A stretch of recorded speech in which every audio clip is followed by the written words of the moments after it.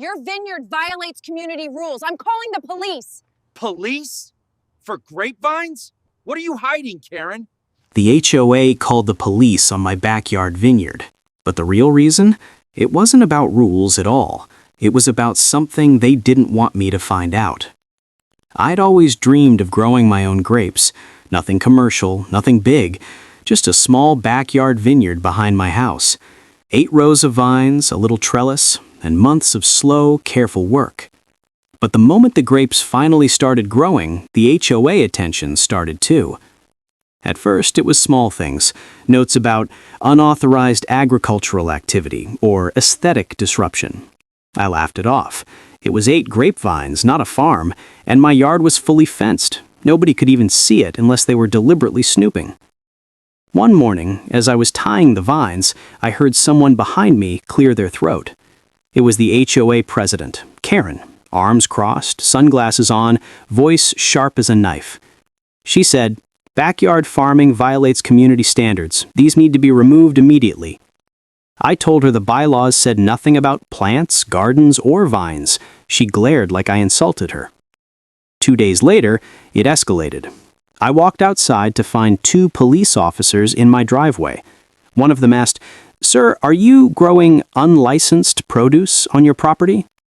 I nearly laughed. Unlicensed produce? It's grapes, for eating, not wine. Turns out the HOA had called them claiming I was operating an illegal vineyard.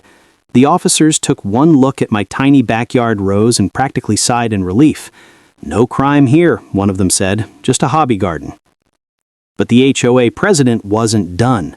She started arguing with the police, waving a binder and saying, "This property is meant to remain uniform.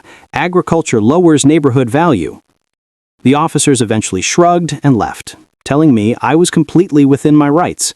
And that's when things got interesting. That evening, my neighbor, who'd lived here for 20 years, knocked on my door. He said quietly, "She's not mad about the vines. She's mad you found the old irrigation line." I didn't understand until he explained. Years ago, this land used to be part of a much larger estate. There were underground water lines that the HOA wanted to claim for their new community garden project. My small vineyard blocked their access point, and they needed it removed without telling anyone why. So calling the police wasn't about rules. It was about power and a plan they didn't want me to ruin. The next HOA meeting? Packed. Neighbors backed me, the bylaws backed me, and the vote was 14-1 in my favor. My vines stayed. Their secret project didn't. And now, every time Karen walks by, she can't help but stare at the grapes, ripening beautifully in the sun.